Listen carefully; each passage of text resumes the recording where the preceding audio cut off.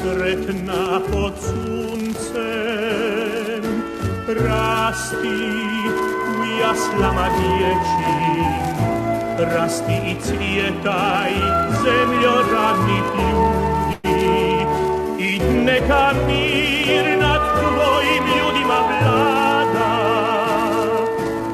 mir tvojim lađama napuči i tvome danu što se vedar budi. Rasti sretna da svi narodi vide sa strana svih, sa juga i sjevera, kako se rađa i kako se voli, kako se brani zemlja proletera.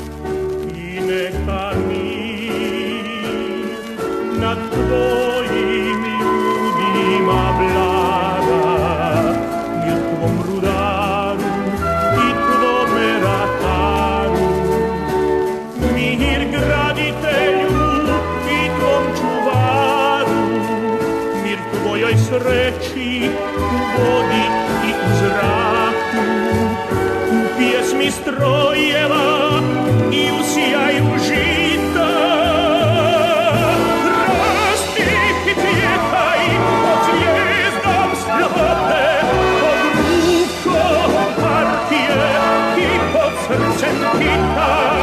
Rasti i cvjetaj pod zvijezdom slobode,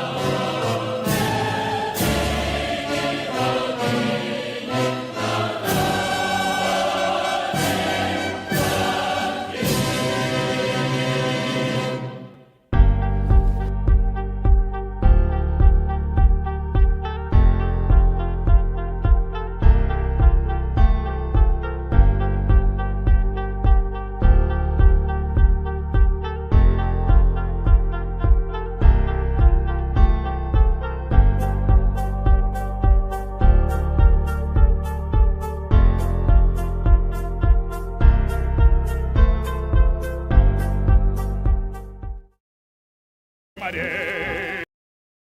Greetings, everybody, and welcome along. You join me today for a look at two elections. It is another election special. It is the season for them, it seems. And that is a reference to, of course, the two elections that have taken place over the last few days, which is the legislative elections in France, which we will turn to first, and possibly more important, the presidential election in Iran. And we'll be looking at both of those. Now, I want to begin with the election in France because there is, quite frankly, an awful lot of stupidity and wishful thinking flying around about this, which I want to try and do my best to redress. So here I'll share the screen with you from the Le Monde readout of the presidential election results, and there you should be able to see quite clearly where things have fallen. So as you can see here, we have the Nouveau Front Populaire, which is it's a collective leadership, but the most prominent member of it is Jean-Luc Mélenchon. But I must emphasize that he is by no means in full control of this. Rather, as we shall see, motley crew that makes up this new Popular Front. In the middle here, we have the Macron coalition in yellow, which has come second. So the left-wing coalition, the new Popular Front, has 182 seats. Macron, in his coalition, has 168. So that's only 14 behind. Le Pen, Rassemblement National, National Rally, and their immediate closest allies have 143. So not that far away from Macron.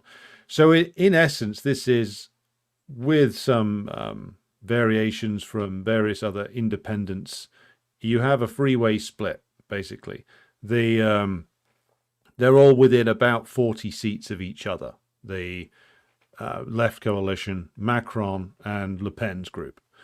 And so, whereas Le Pen has been prevented from becoming the single largest party, it's not by much.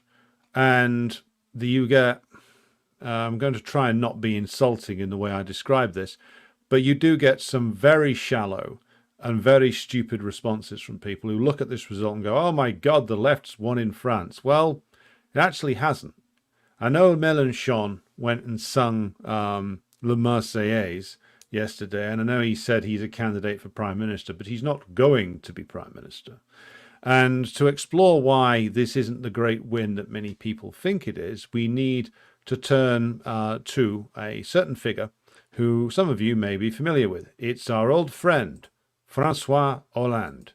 If you look there, you can see that one of the architects of the Ukraine war is back in power again. He is a member of parliament, having been president. Bit of a come down. He'll have to take a cut in salary from what he was as president, but he's back. And he's back as part of the NFP coalition, Nouveau Front Populaire. So he's an MP for the coalition, which we're meant to believe, if you believe some so-called communists who are, quite frankly, too online, is this great radical wave. Well, you have in there a man who not only is one of the architects of the current Ukraine war, but also he employed Macron. Macron was his finance minister in the last Parti Socialiste administration. See, what's happened is that the Parti Socialiste, which is the old Second International party in France, has collapsed in recent years, and deservedly so. It was always a treacherous assemblage of crooks and liars, and of course they are the party who were the left face of French colonialism. They're the party of François Mitterrand, the man who betrayed the working class of France in the early 1980s, and then later on, as a loyal servant of French imperialism, had Thomas Sankara assassinated. So that's who the Parti Socialiste are.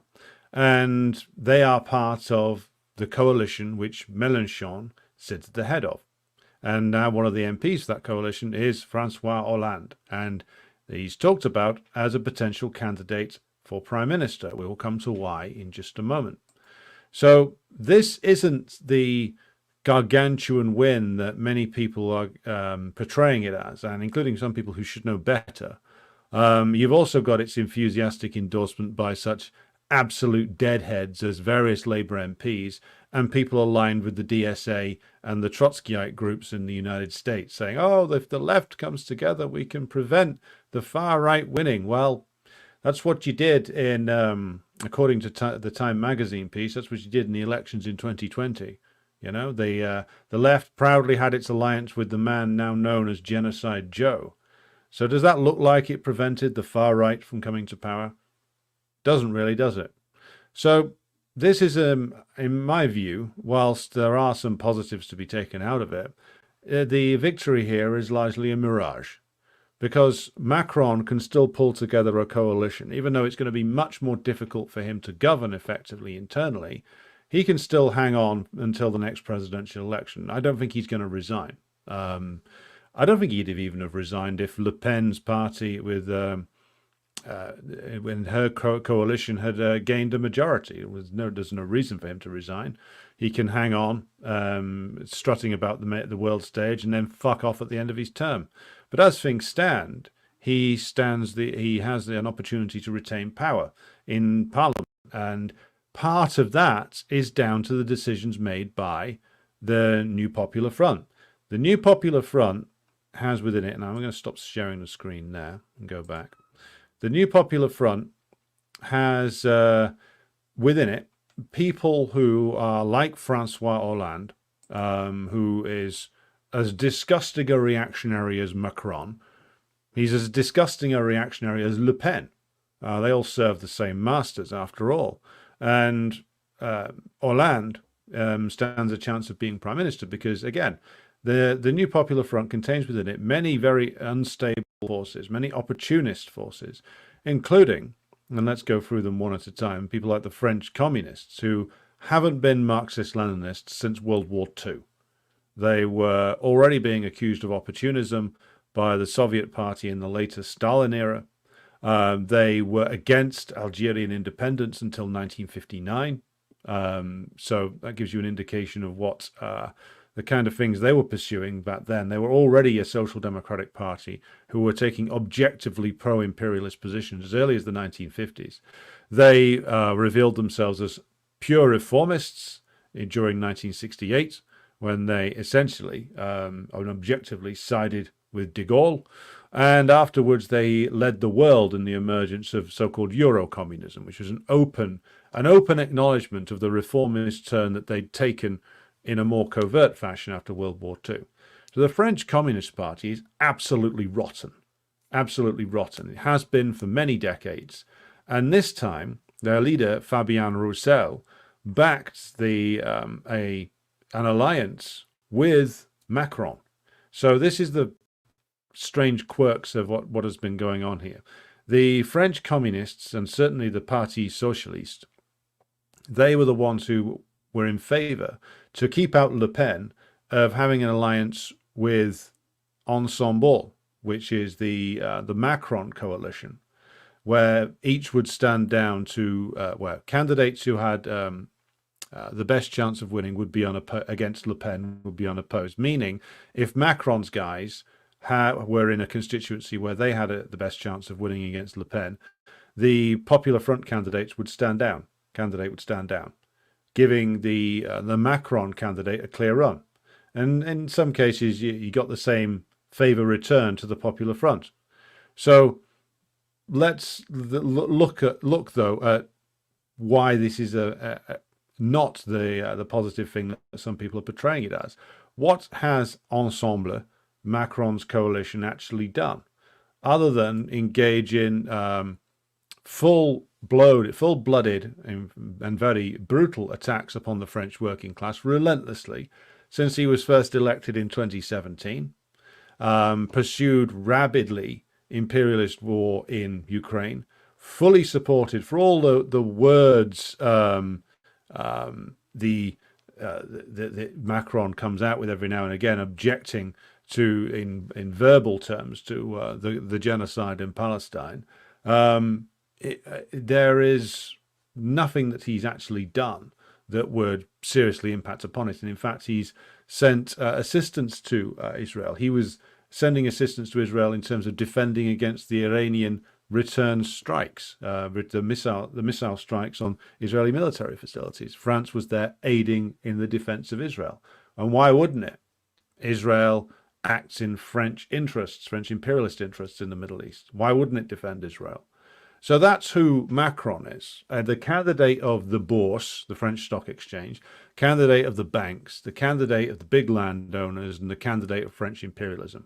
So that's who your great leftist leader, Mélenchon, and his gaggle of cohorts decided it would be a good idea to get into a coalition with to stop fascism.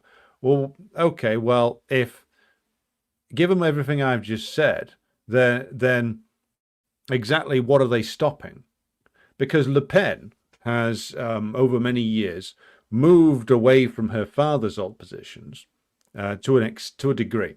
Le Pen Senior, Jean-Marie Le Pen, was a sort of mixture. He was in many ways a sort of more modern fascist, and he abandoned like the avowedly state interventionist policies of people like Mussolini or the Phalangists in Spain, and moved towards a sort of Thatcherite model, but with much more racism.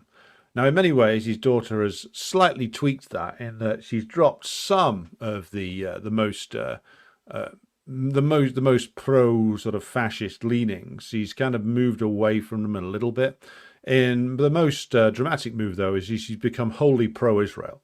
Whereas old Jean-Marie Le Pen was very old school, shall we say, and actually anti-Jewish. His daughter has embraced Zionism.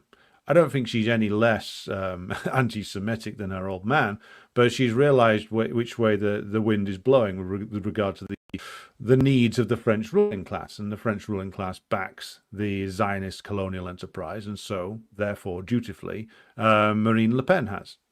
She also has moved away from her initial, back in like 2017 and before then. She was, nominally speaking, opposed to the French continuing France's membership of the euro, raised questions to a certain extent about France's even membership of the EU, talking about a Frexit.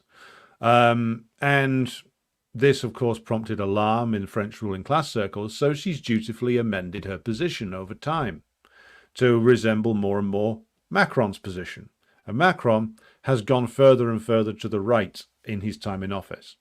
So, given that Macron and Le Pen have been converging on all major issues for many years, Le Pen has dropped all talk of opposing NATO, of opposing the EU. She periodically says that there should be negotiations with the Russians, but I wouldn't take that particularly seriously. Meloni said fairly similar things, and look where she is now. By the way, I wouldn't take it too seriously when Mélenchon says it either. I wouldn't trust him on this either.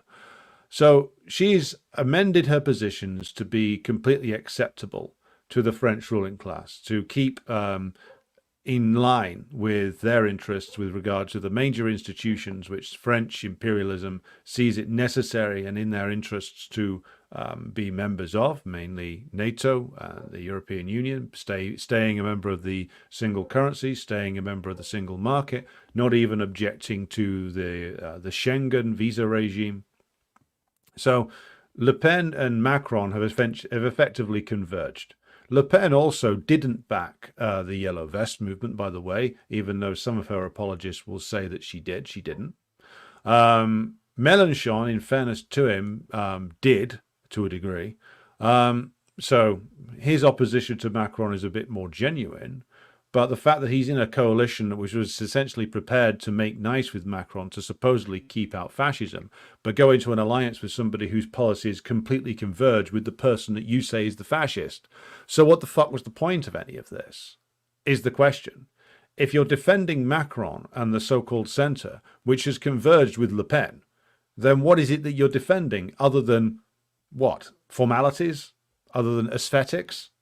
What is the class content here? And the class content when it comes to Le Pen and when it comes to Macron's group is the same.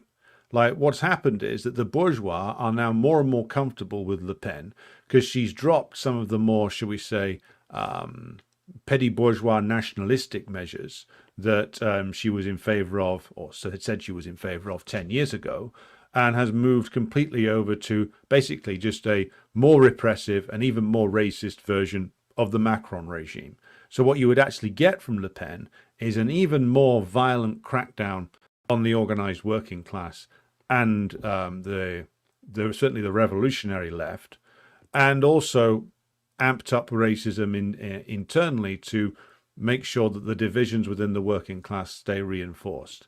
Other than that, she would be almost the same as Macron, just as Meloni shows an awful lot of consistency with the coalition that came before her. So again, like, to go back to the point about this, the new Popular Front, it's a much worse version of the old Popular Front. And if you're not familiar with what the old Popular Front was, that was a similar but not identical coalition between mainly the Parti Socialiste as it was back in the days of the 1930s under a guy called Léon Blum, who was the prime minister of the Popular Front, the original Popular Front, in alliance, an uneasy alliance with the French Communist Party, who managed to form a government which lasted for a little while, but collapsed rather rapidly and led to the institution of a government that was to contain the seeds within it of the Pétainist coup that overthrew the government of France in 1940 and instituted a fascist collaborationist regime. The Popular Front in France came in with a lot of promises on the wave of worker militancy, but was caught between a militant working class and a ruling class that was already pro-fascist by that stage, and tried to appease the ruling class and subsequently collapsed.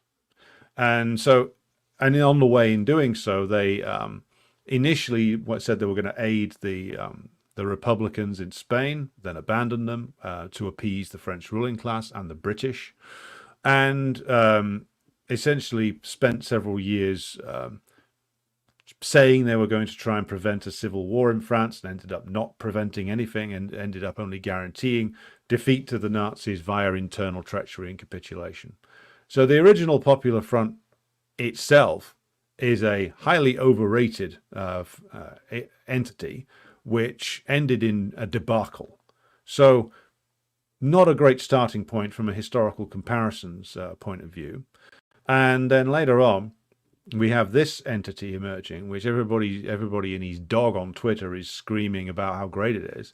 Well, it takes, it's already essentially taken a anti-worker position because it contains within it entities that are wholly anti-working class, such as Francois Hollande and the Parti Socialiste, but also other characters as well, such as the French Green Party, who are just as bad as their German or indeed British or Irish equivalents. You have various different shades of Trotskyite, you have various different shades of reformist, and you have, of course, the remnants of the old French Communist Party, who long ago turned to social democracy and anti-communism in actual fact. So, whereas I can understand why people would fall for this idea that some glorious thing had triumphed, but what you've actually got there is you've got a few decent people involved in this. But what you've actually got is not a left coalition built on a solid basis of working class militancy. What you have here is an unstable creation of largely petty bourgeois radical forces. That's in terms of the class content of their politics, who are largely incoherent, and the only thing they can agree on is that they didn't like Macron until they did, and that they wanted to block Le Pen. Now, some of these forces, such as the PS and maybe some of the others, would are probably going to try and take whatever deal that Macron offers, which means this thing stands a chance of falling apart pretty soon afterwards, because some of its members might walk out and join with Macron to form a kind of unstable traffic light coalition, a coalition of many colors like you have in Germany. This is one of the things that the comrades in the PRCF, which is the Pole of Communist Renaissance in France, were trying to reform a communist party there, warning of, which is that whereas getting Le Pen and her office boy Bardel, keeping them out might be a positive thing, but who have you kept in? Who have you kept in? Ultimately, it's going to be Macron. And if this coalition, this Popular Front, is seen to be collaborating with the hated Macron, which some of its members want to do, and in fact, I would argue, have collaborated with him already, well, who's that going to aid? It's going to aid Le Pen. Le Pen's appeal now is based on the image of her as an oppositional figure, not the reality. The reality is she's almost the same as Macron, but she's cultivating the image of her as the oppositional figure. And if members of this Popular Front are going to collaborate with Macron and a government, which again, it looks like many of them want to, then who's going to be the beneficiary in a few years' time? It's going to be Le Pen, because her image as the oppositional figure will only have been enhanced by the apparent collaboration of the so-called radical left with Macron. So it is not what people think it is. And people need to actually analyze who forces are that make up this new Popular Front, what their record is, and not be blinded by symbolism, the symbolism of Mélenchon singing the Marseillaise in Paris and saying he will endorse a Palestinian state. Well, okay, sounds good, but then again, that's what every beaten down, worn-out social democrat in Europe is doing. What you have here is an alliance of soft lefts, anti-communists, and people who are out-and-out reactionaries, hiding behind the red flag. Or it's not even a red flag. It's a weird-looking rainbow vomit flag. It makes you uneasy to look at it. So this isn't the uniformly good news that people are saying. Whereas Le Pen getting in would have been definitely bad news. Macron staying in, which is what's going to happen. Macron having the ability to put together a new coalition and carry on what he's been doing and disgrace the name of the Popular Front by doing so, by getting some of their members to join it. This isn't good news either. So I will now let you just tell you what the key things upon which these people stand. And one of the things that they stand for, as you can see from looking at their manifesto, which you can easily find online, is that their framing of one of the most important issues of the day is exactly the same as Macron's, as I said earlier. So I'm going to read to you what exactly it is that they say about the war in Ukraine, because it's worthy of comment, to say the least. So here's what they say. I believe this is on the 3rd page of their program. Quote reads as follows.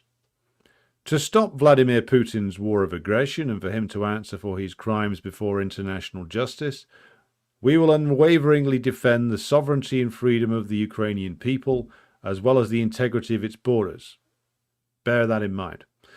Through the delivery of necessary weapons, the cancellation of its foreign debt, well, good luck with that. BlackRock's not giving up that one. The seizure of the assets of the oligarchs who contribute to the Russian war effort within the framework permitted by international law. The sending of peacekeepers to secure nuclear power plants in a context of international terrorism and war on the European continent and work for the return of peace. So, this is Macron's policy. Yeah? This is the same as Macron's policy. What they say there is that they will defend the territorial integrity of Ukraine. That means the 1991 borders, including those areas of Ukraine which rebelled against the fascist coup in 2014. So it's no wonder Francois Hollande is at home in this party, this organization, because they have his policy from 10 years ago. So, and also they call for Putin to be prosecuted before the International Criminal Court, which again, great idea there, guys. But also they call for the continued delivery of weapons to Ukraine. They essentially, it's not just that they have Francois Hollande's policy, they have Lindsey Graham's policy. They have the policy of the Biden administration. That's your radical left, is it? Well, you'll pardon me if I don't buy what you're selling. So they also say they want the insertion of peacekeepers, basically a US organized, which is what it would be, UN fig-leafed force to go in there and essentially take over the management of several areas of Ukraine. Well, that would only ever be a force that would be organized by US imperialism. By the way, this is the same policy that the Communist Party of Britain has. Communist Party of Britain calls for the full withdrawal of all Russian forces. They don't call for the full withdrawal of all the NATO forces that we know are there. And the French have the same policy. The French communists do, and now this new Popular Front does. So again, they agree with Macron on the most important thing. Le Pen pretends, as I said before, that she disagrees. She'll periodically say, like Mélenchon does, that she calls for negotiations with the Russian government. She won't do anything about it, though. If she gets in, she'll just follow the line that Macron has established, the line that Hollande established before him, which is the line that they were going to use Ukraine as a battering ram against Russia, as we have expressed on this program many, many times, with the ultimate plan to break up the Russian Federation or install a puppet regime in there. That's a priority of French imperialism. Therefore, it is a priority that was adopted by Hollande. Therefore, it is a priority of Macron. Therefore, it is a priority of Le Pen and everybody else who wants to serve French imperialism, including the so-called French communists. So this is the real substance of the new Popular Front. Much worse than the original one, and that wasn't much good to start with.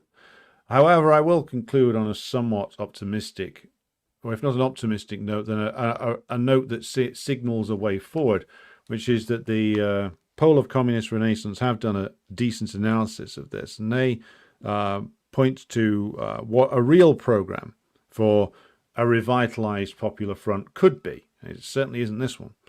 So their quote reads as follows from their analysis: the real anti-fascist barrier, rebuilding the real Communist Party that the nation needs to win against the fascist bloc of Macron and Le Pen and co., the red and tricolour alternative, and rebuild the France of the workers.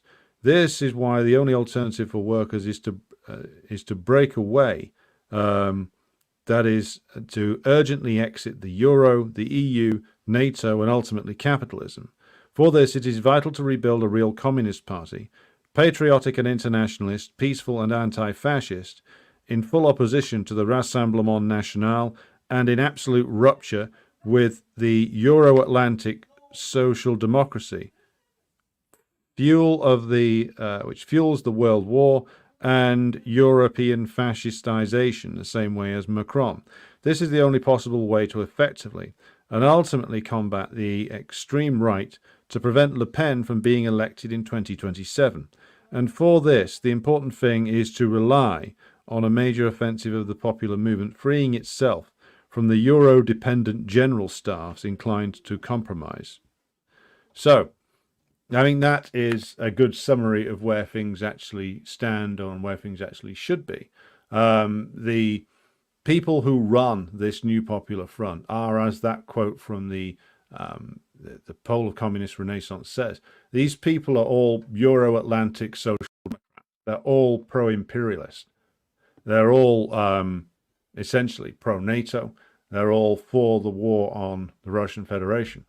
They might make pacifist noises about Gaza, but when you dig down into what their actual program is, it's not that much different from what Macron is doing already. And therefore, I would say to anybody who's looking at this, actually look at what they say in their policy documents. Don't go off vibes. Don't go off memes. Don't go off symbolism. Now, that's hard to actually train yourself out of those habits because we're all brought up to look at that. That's the way we're in the West in particular. We're brought up to see things.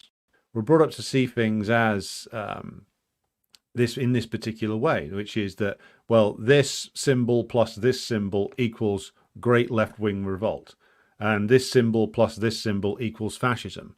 With the way in which we're educated precludes us, or it tries to preclude us from making a real analysis of these things and from looking at the actual class content of them. And that's why you find people celebrating an alliance with Emmanuel Macron. Chances are most of those people who are celebrating the apparent triumph of the new Popular Front don't know there's an alliance with Macron. And they certainly don't understand that Macron has converged with Le Pen.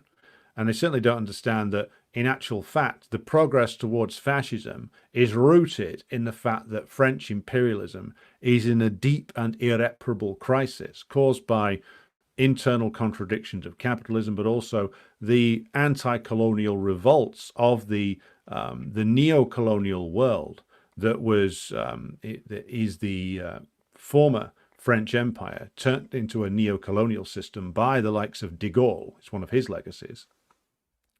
And those countries now pushing out of that and towards genuine independence and sovereignty, that is provoking the gigantic crisis, or that is part of what is provoking the gigantic crisis in France.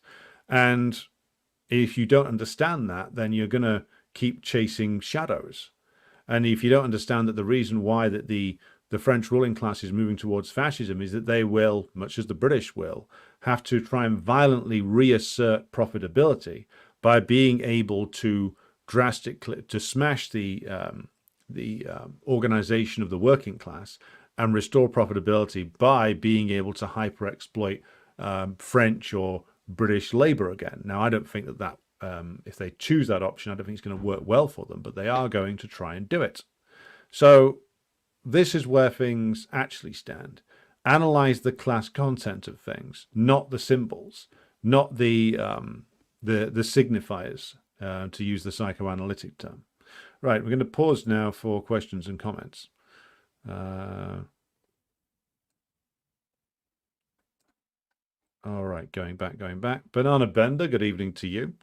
Grassy Knoll, greetings to you from Seattle. Svetlana joins us from Moscow, comradely greetings to you. Nehat Mere joins us from Istanbul. Morgan says, good day. We have 2 likes and 3 dislikes on this live stream with 13 minutes to go before Alex kicks off. I wonder who we have watching. Paul Mason, Keir Starmer, and Rachel Reeves. That'll be who that is. Matt Randazzo joins us from New Jersey. Lee is with us, as is Robeson from Jakarta. What do I think about Prabowo? As I had a guess, is that the new Indonesian president? I'm not sure what you mean by that. Albert is with us. Albert says, I didn't think Sir Keir would get at such an overwhelming majority. I even wanted Reform to get a few more seats just to limit the scoundrel's power. Well, I didn't think that they'd get it. I must confess. Looking at the absolutely unconvincing nature of Starmer and his platform and the fact that there was no enthusiasm for them, I didn't think that they would get the majority they did. And to be honest, I mean, even though I was wrong on the numbers, certainly, but what I didn't reckon on, perhaps I should have done, was the way that the ruling class and their strategists stacked the deck here. First of all, the timing of the election was really designed to make sure that it was able to deliver the stable government that the bourgeois wanted. And so they made sure that, for instance, Galloway and the WPB weren't able to organize themselves effectively. I mean, they came very close to retaining the seat in Rochdale and very close to overturning Jess Phillips' seat and winning that in Birmingham Yardley. And also the other non-WPB independents, people like Leanne Mohammed in Ilford North against Wesley Streeting, the foul homunculus that is a Wesley Streeting. She came within a few hundred votes of overturning Streeting. And by the way, the Daily Telegraph and the Evening Standard are now erasing the independence challenge from their results charts. So it's literally like they're saying that the independents who came very close to overturning people like Streeting, they've taken them out of their the graphics on their website and have just put the Tories or Reform in second place.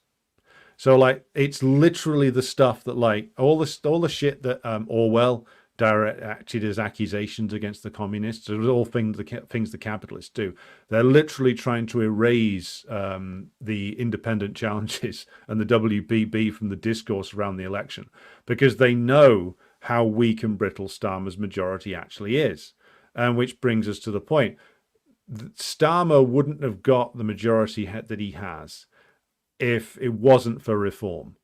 Reform aided Starmer this time massively because they were bumping along and around about 11 or 12%. I mean, they didn't get the vote that all the opinion polls said they were going to get. That's another thing.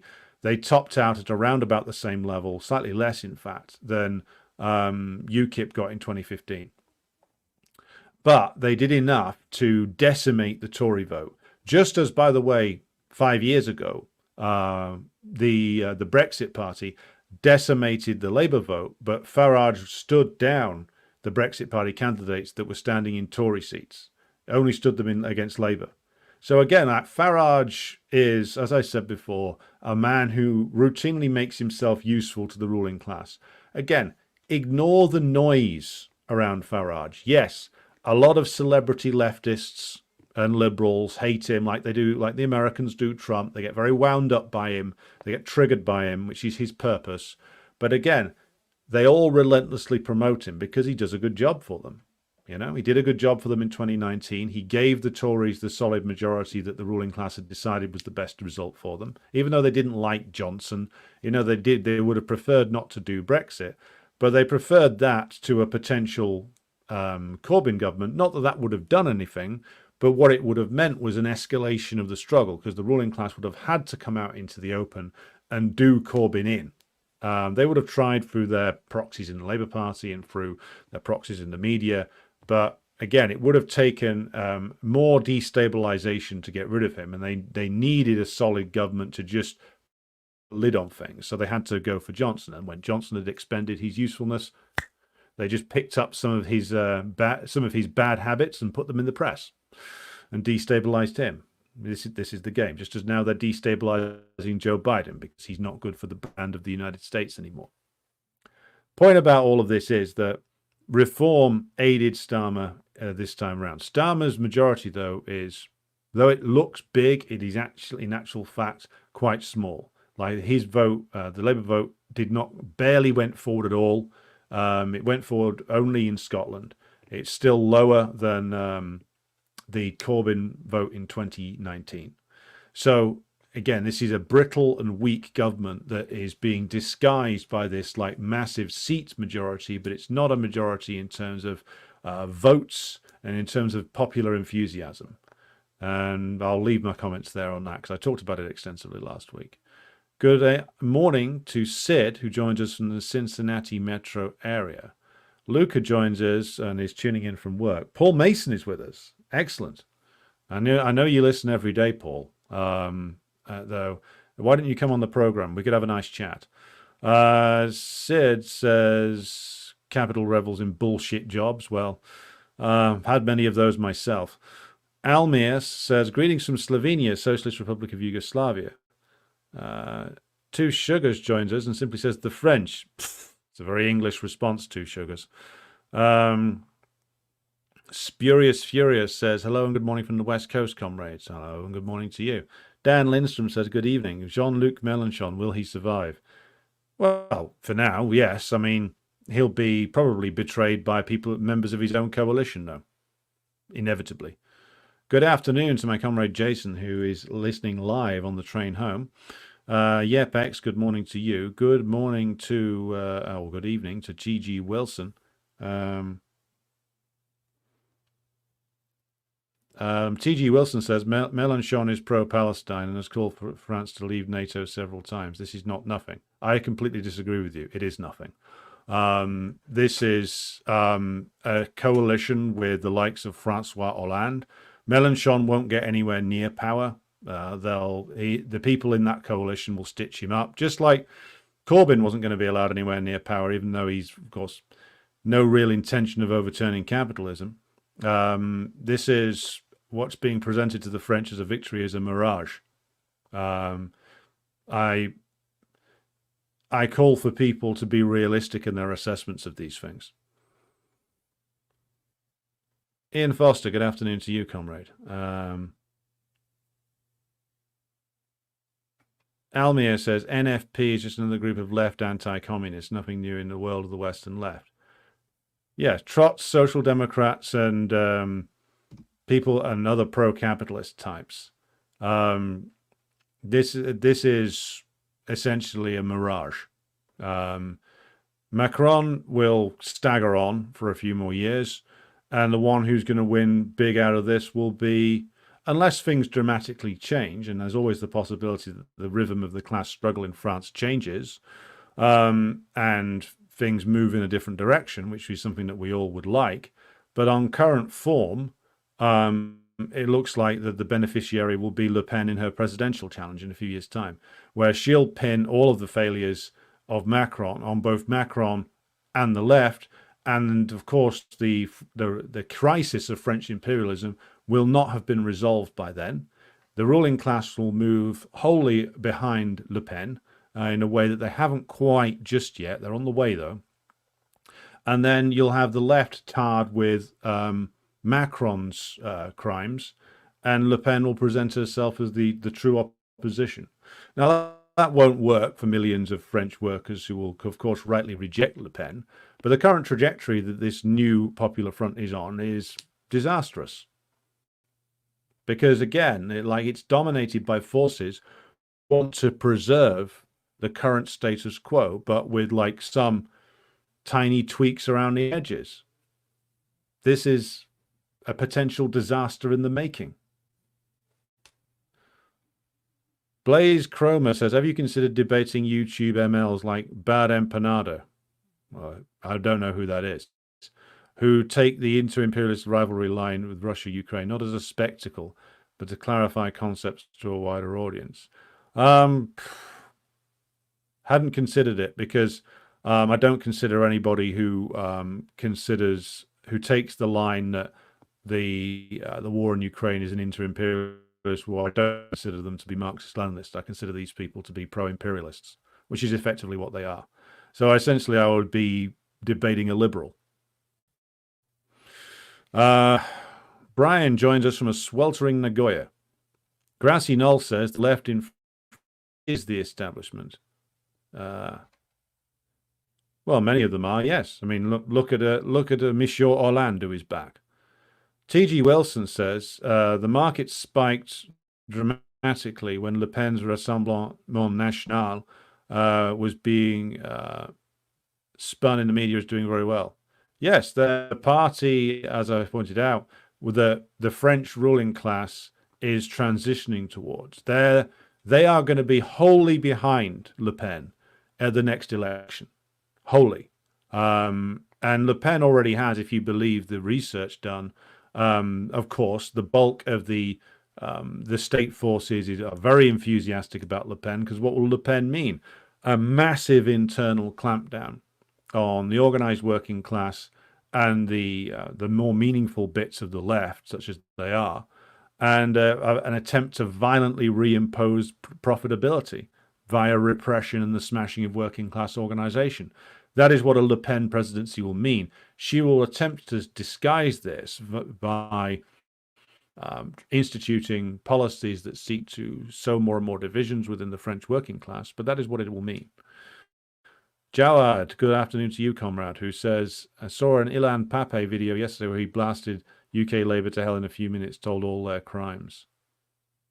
Indeed. He'd have to take more than a few minutes to outline all the crimes of the British Labour Party, though. Comrade Ian Foster says, it is as true in France as it is in Britain. You cannot change the system from within. We cannot achieve socialism via bourgeois elections. It is the delusion of reformism. Indeed it is, comrade. Indeed it is. Svetlana, is there a Marxist-Leninist party in France today? If so, how are they faring? The ones I follow are the, I'll post the link in the chat, Pole of Communist Renaissance. They're an interesting group. They are part of the World Anti-Imperialist Platform. I won't make any bones about it. They are small in terms of their numbers, but they are working towards the refounding of a genuine communist party, because what's there at the moment is not a genuine communist party. It bears the name of communist, but then again, so does the Communist Party of Britain or the Communist Party of the United States of America. These are social democratic organizations which long ago made an alliance with the ruling class, and their program shows it. So hopefully the comrades in the Pole of Communist Renaissance can go forward with their plans. T.G. Wilson's pointing out that the France Insoumise is against the Ukrainian accession to NATO. Now, that may well be correct. I'm sure it is. I'm sure your quote is accurate. But the policy of the Popular Front when it comes to Ukraine is the same as Macron's policy. So there is a massive problem there, is there not? Ian Foster says, if any political leaders end up being prosecuted over the conflicts in Ukraine, the trial will take place in Moscow in the court of the victors.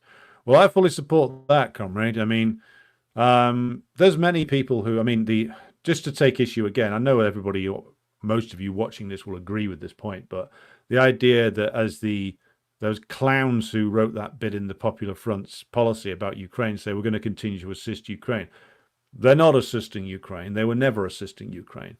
They are assisting themselves. They are acting in their own interest. The Ukrainian working class and poor are cannon fodder for them that has been delivered to them by the Ukrainian compradors.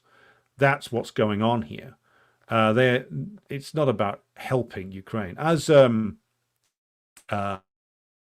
like Tobias Ellwood or Lindsey Graham actually would occasionally admit to, that it's a good investment because we're not fighting the Russians directly, but we've found an army that we can use. So that's what 30 years of supposed independence did for Ukraine. It delivered them into them being a puppet state used by, with their population being used in World War I style tactics by the NATO bloc.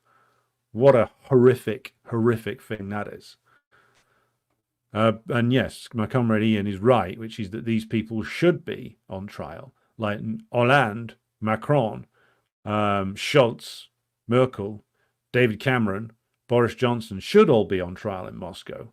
Well, actually, they should be in trial in Kiev when Kiev is freed for crimes against humanity, as should Biden, as should Obama, as should Trump, by the way, in case there's any Trump fans out there. Let's not leave him out of this.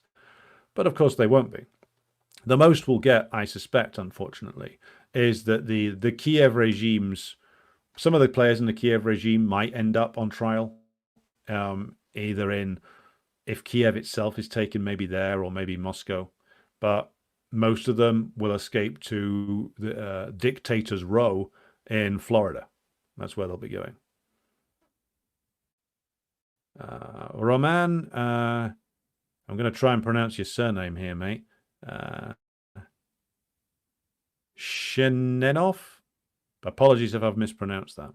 Who asks, am I familiar with the work of Peter Karatev? He has a very good English language blog. I haven't read anything better on the topic of Ukraine. I haven't. I don't know who that is, but if you send me the link to his blog on my email, which you can find in the description of the show here, I will look at it accordingly. Hello to, hello David Greenwood, who's joined us. Jerry said, I've never been able to comprehend the politics of politics, the strategy and tactics. I continue to have a medieval infantry pitchfork mentality. Glad to see the crowds in the streets. Well, everybody's learning, comrade, you know. I mean, I only just got to the point I am now in the last couple of years. Like if I was doing this 10 years ago, I'd be one of the people that I just spent 10 minutes criticizing.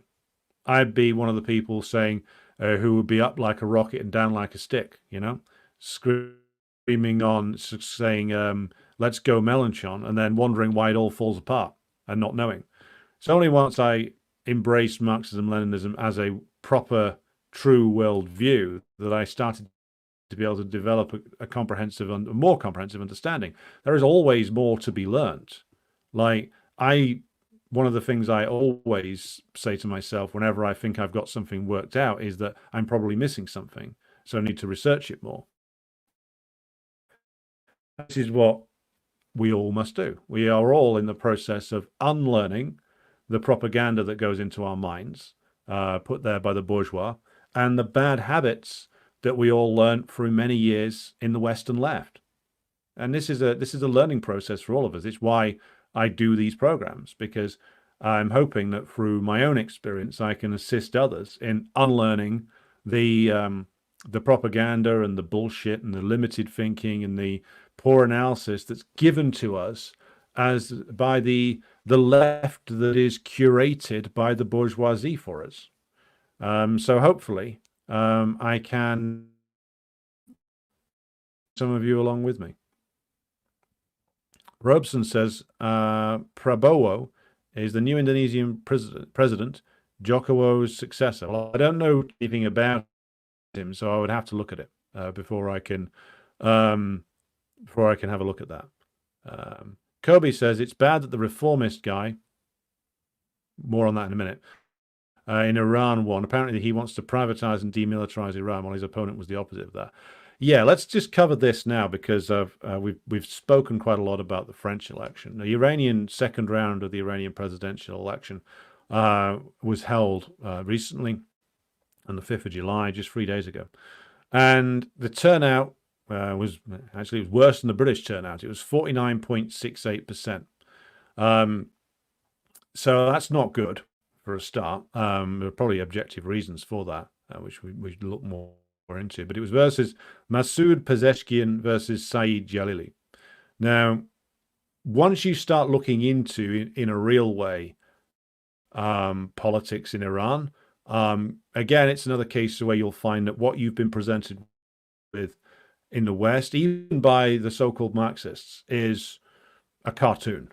So Pezeshkian is not a reformer in the sense of, he's for something progressive. He is the chosen man of the most reactionary forces in Iran, the most genuinely reactionary forces in Iran. Jalili, from what I could tell, is a man who is more inclined to defend the original principles upon which the Islamic Revolution was based. And that included, originally, things like workers' councils of a kind, things like at least a semi-planned economy, which has largely been not completely abandoned, but at least it's been retreated from. Now, I watched a very useful presentation of done by an Iranian Marxist from the 10 Mayor group, who are a split from the old Tudeh party. He gave a very interesting presentation at the ICSS meeting a couple of Sundays ago, which I would recommend that everybody watch, and also read the 10 Mayor analysis of Iranian politics. It's very, very insightful. And what their analysis says, and I'm drawing upon this from my commentary here, is that after the Iranian Revolution, and upon the moment when Saddam Hussein and the Baathists of Iraq decided to launch a war, this war was largely instigated behind the scenes by US imperialism, with the specific aim to crush or distort the Iranian Revolution. And they ended up succeeding in that to a degree, because according to the analysis done by the 10 Mayor comrades, what happened during the Iran-Iraq war was that, first of all, there was a huge sacrifice carried out by the Iranian masses to preserve their revolution. An enormous amount of heroic sacrifice was carried out then. But at the same time, the most reactionary element in Iranian society managed to re-establish themselves, meaning various forms of what is called bureaucrat capitalism, meaning capitalists who make their money via direct connections with the state. There was a privatization program carried out after the end of the Iran-Iraq War. The role of the capitalist class got more powerful as the Iran-Iraq War went on, and some made fortunes out of the Iran-Iraq War. And so the power of the capitalists inside Iran grew. Now, even within that capitalist grouping, there are national bourgeois who are actually opposed to foreign domination, but are pro-capitalist. So these, if we historically take it back all the way to the early 1950s and the government of Mohammad Mossadegh represented the national bourgeois of Iran back then. So the bourgeois who are, again, these are capitalists who are opposed to the domination of the United States, the British, and the other imperialist powers. That group still exists inside Iran. And prior to this, the so-called reformers had some roots in there, but also some roots in more comprador sections. So the reformers themselves, let's turn to them. They're partly rooted in the Iranian capitalist class, but the Iranian capitalist class itself is split. As I said, you have a national bourgeois there that's pro-capitalist but wants to retain national independence and sovereignty. So they are somewhat with, they're somewhat with the more pro-revolution forces sometimes, and some of them are behind the shift of Iranian economic links to the east and the north, meaning to Russia and China, and away from trying to establish more comprehensive relations with the West. But some of them, more specifically those who are in banking and finance apparently, are much more in favor of doing anything they can to establish or strengthen their relation with the Western world, mainly the United States and the Europeans, because this is where their class interests take them. Within Iran, you have a national bourgeois, but you also have a comprador bourgeois. Now, the compradors can't put forward a candidate who's like an open, naked comprador, like a Pashinyan character, the guy, the current wretch that's in charge of Armenia. But what they did was they rallied behind Pezeshkian, and Pezeshkian represents what are called the reformers, meaning they represent the move away from the more radical tendencies within the original Islamic revolution. So the move away from economic planning, the move away from anti-imperialism, the attempt to appease US imperialism, because that's what the nuclear deal was in reality. It was an attempt to appease US imperialism. And the US imperialists aren't completely stupid. I know they're portrayed as such, and some of their actions appear to be, but when it came to Iran, some of their decisions were actually, from their own perspective, quite smart, which is that they would heavily sanction Iranian state-owned companies, but allow Iranian private companies to export, meaning you're encouraging the growth of certain sections of the Iranian bourgeois, knowing the complications that will throw into the mix in Iran, because it's this strange hybrid where you've got certain elements of certain elements of pro-working class bits of the system, which has survived from the early days of the revolution, and you also have naked pro-capitalist sections, and you also have a ruling class which, of course, includes compradors, who are the ones who are noisily screaming for more pro-Western reforms every 5 minutes. And these are all the people who were inside Iran. This isn't even counting the comprador types outside of it. So Pezeshkian represents certain pro-capitalist elements, certain comprador elements, and the nuclear deal is seen by these people as their way of reopening negotiations or relations with the United States in particular. And so that's why they're desperate to go back into it. They think that if Iran renounces nuclear weapons completely, then the US will drop some of the sanctions, and then they can trade freely with the Europeans and the United States. This, of course, is a crushing, if it's a genuine point of view and not just a cover for more treachery, it's a crushingly naive point of view, but it's very similar to the point of view of the Russian liberals, if we're looking further afield.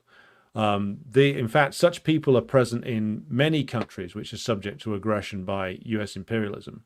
You get a comprador section who thinks if we just concede on everything, then we'll be allowed to partner with the United States. Again, this was Gorbachev's point of view.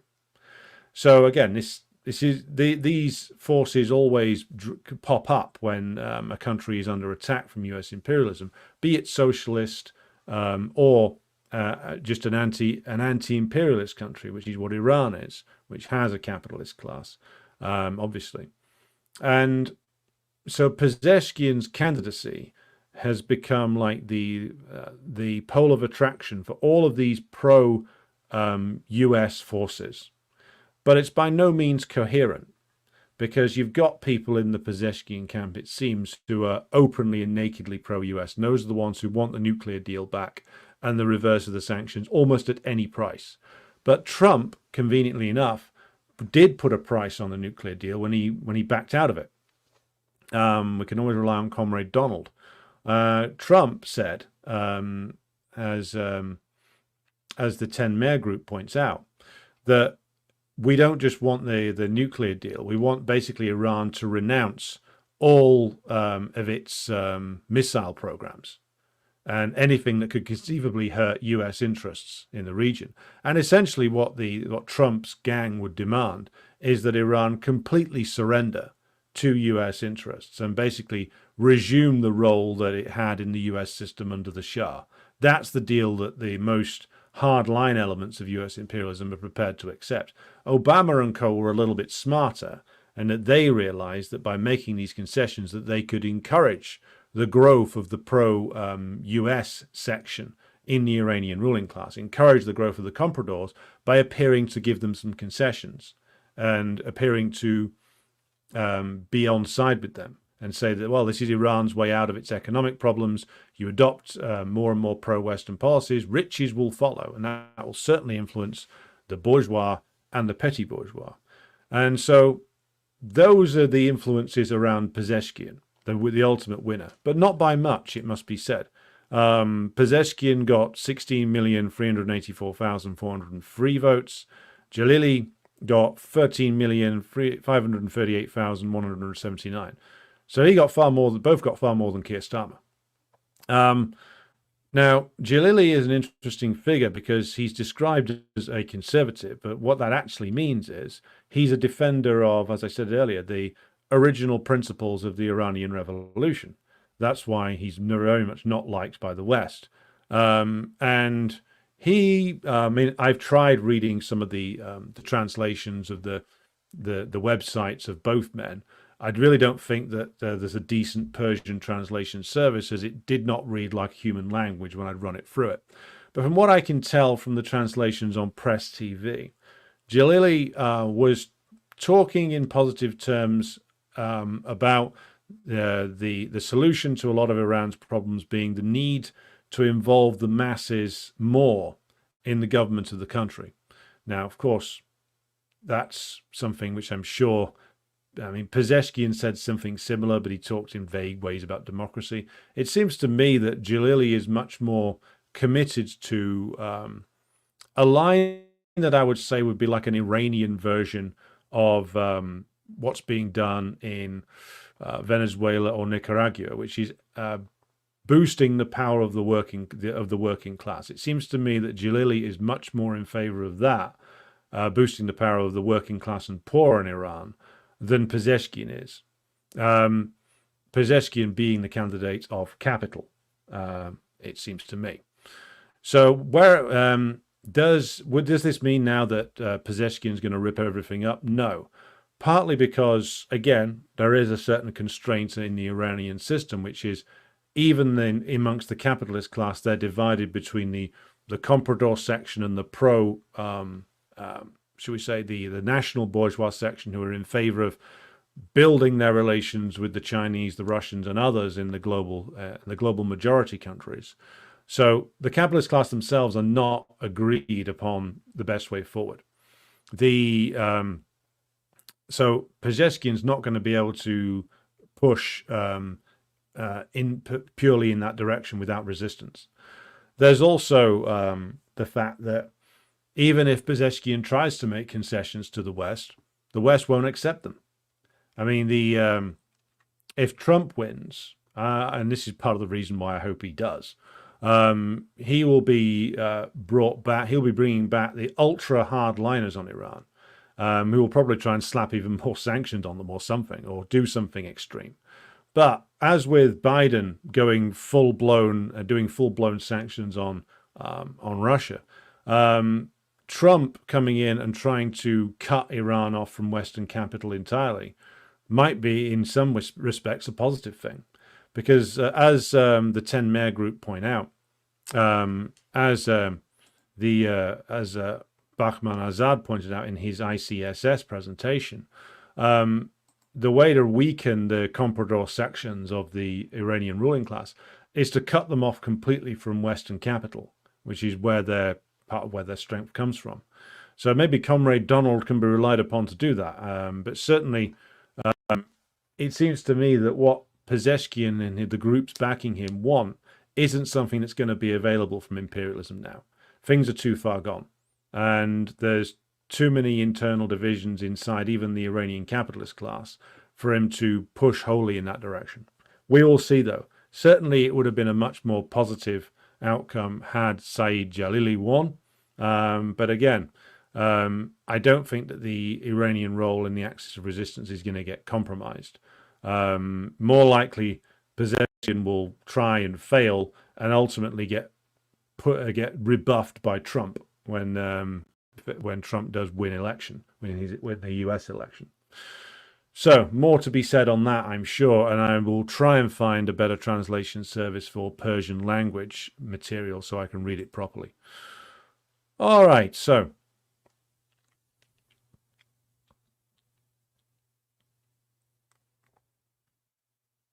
Disco Void says, apologies if I've missed this and apologies for bringing up such a toxic issue, but I assume the CPGML are opposed to mass immigration. Well, no. We've issued a whole pamphlet on this, which I would advise you to read, basically. The key thing to remember is there is nothing under the sun which is disconnected from anything else. Like Social Democrats, and we've talked about this before, and we did in fact, rather than me going over this again, I did an immigration special a week ago. Go back and look at that then. If you've got questions, return then, because there's a whole show on that which you can go and watch, and so I'm not going to go through it again now. No, as Sid Hatfield says, none of us are in favor of the mass uprooting and dislocation of people to anywhere. But to stop that happening takes revolution in their countries. It takes at least a nationalist revolution that expels imperialism and stops imperialism having the ability to ruin these countries. That's the first thing. The second thing is the removal of imperialism as a power by the overthrow of the ruling class in this country and in the United States and in France and the other imperialist powers. So to actually stop the mass dislocation of populations and the mass movement of large amounts of workers, then it takes the dismantling of imperialism, which is what must be done. The idea that Social Democrats come out with, that you can limit migration by just putting new laws on, all you're doing there is creating more and more different categories of worker and reinforcing divisions in the working class. If you want the current turbulent world to be calmed down, then the way to do that is to destroy imperialism as a force, to enable true sovereignty and development for the global majority countries, to stop the imperialists being able to exploit them for their resources or their labor. That's how you stop that, not by laws on immigration in the imperialist countries.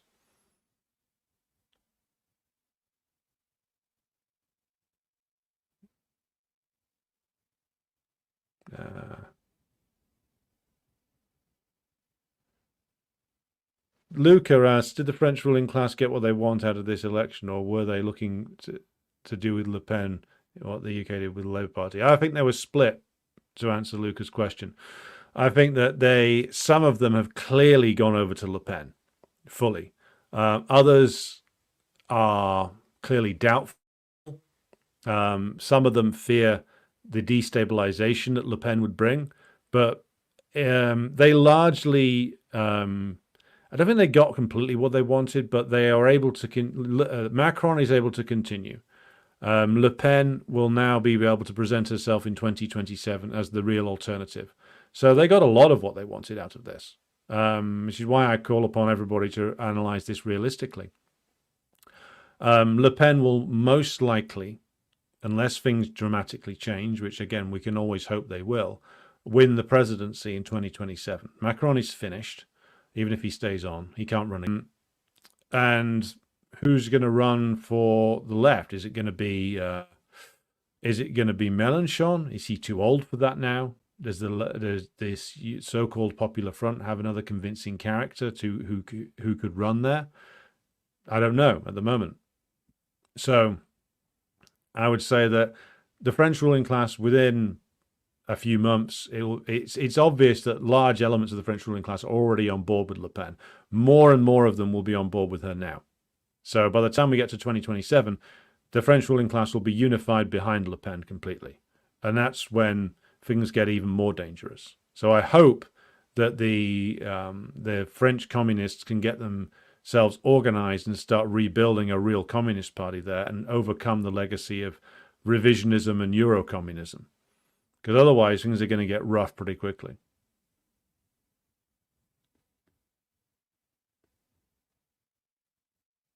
Bomb B. Tomic says, I'm not sure that the Rassemblement National candidate in 27 will be elected. They failed to rally the right-wing Gaullist party, only managing to get a few of that party's members on side. That's why I say that at the moment they're divided. The ruling class is divided. Otherwise, they would have shoved the Gaullists all in with Le Pen. Give it a couple more years, 3 more years, more class struggle, which doesn't deliver the decisive results the ruling class wants, and they'll swing fully behind Le Pen. They'll shove like the Republican Party into Le Pen's coalition, and then you will have a fully unified reactionary grouping that can run. So I mean, at the moment they're split, and the results show that. They'll be more unified by 2027. I'm fairly sure of that.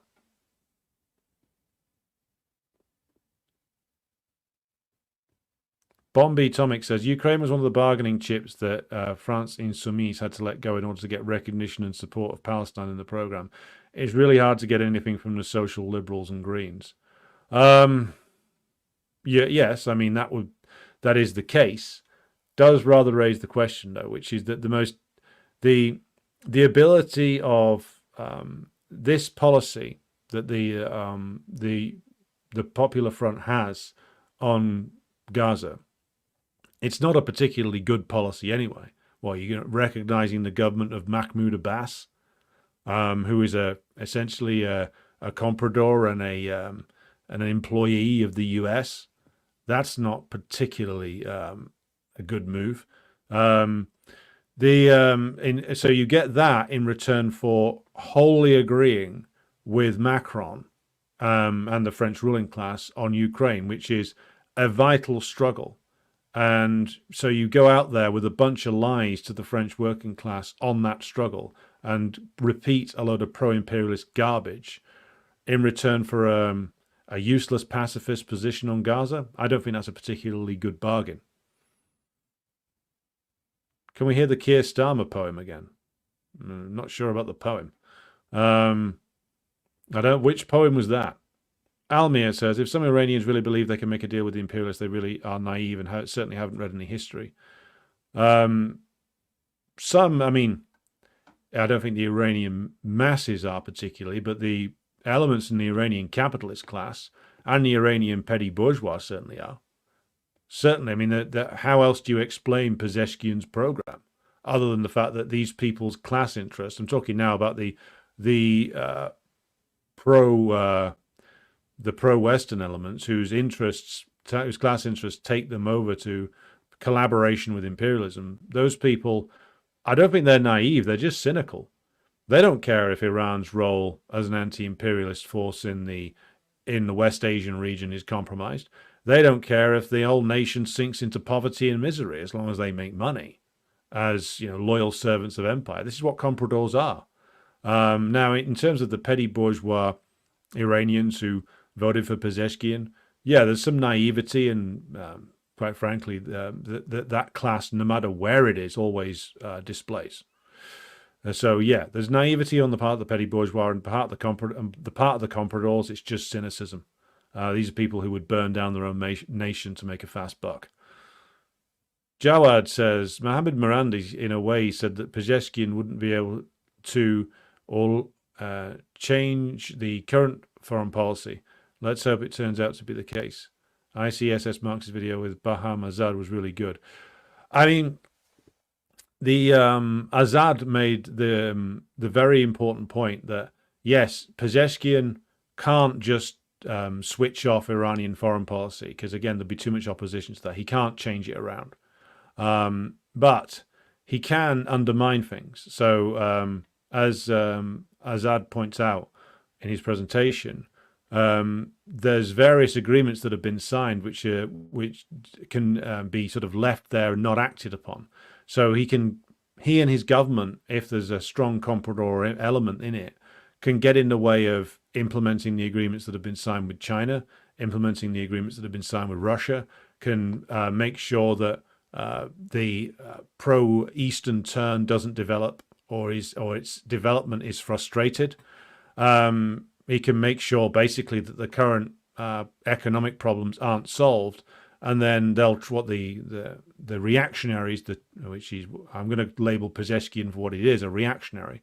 What they'll do is say to the frustrated Iranian people, well, the conservatives are blocking us. We need to make more reforms. So they can destabilize things not directly but indirectly is the point I'm making here.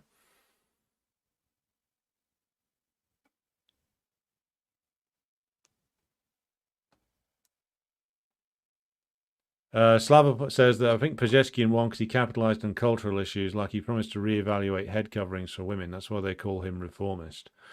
I mean, that was part of his platform. Whether he would do it or not is another question. But I think the reformist label originally came from people who wanted to essentially move away from the more progressive elements of the Iranian Revolution and adopt a more pro-capitalist point of view. That's, to my mind, where it originally came from.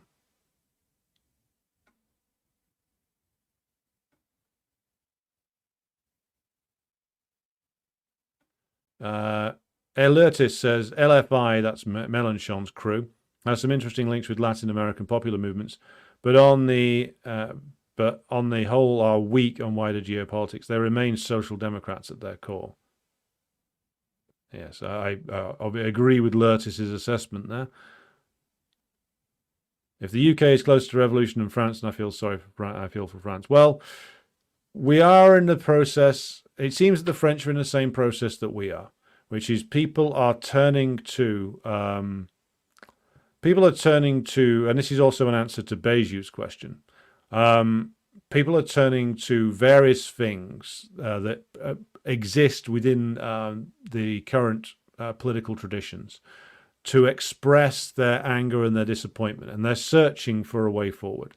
So in France, there is this strong history of, unfortunately, Trotskyism, of social democracy, of a sort of radical socialist, reformist republicanism, which is what I would define Mélenchon as. And that's what's being boosted at the moment, along with, Le Pen's group. In Britain, you've got Scottish nationalism's been picked up and dropped again. Brexit's been picked up, and that's still a struggle which is ongoing. The Labour Party left, suddenly was propelled into power, and then that all went wrong. So you can see people are casting around in both countries now, looking for ways forward out of the impasse that they've found themselves in. And they've been trying pre-existing routes to do so. Scottish independence, Labour left, Brexit being another one. That won essentially because of the votes of the lower paid working class, who were looking for a way out of their situation. Now, all of these things haven't worked. Just as in France, like the ruling class are also casting about for a way forward, and none of the things that they're trying are working either. Like Macron hasn't worked. Le Pen won't work either, and Le Pen may be fatal for them, not in some ways. So currently, in both countries, everybody's searching for a way out of the impasse, the working class and the ruling class.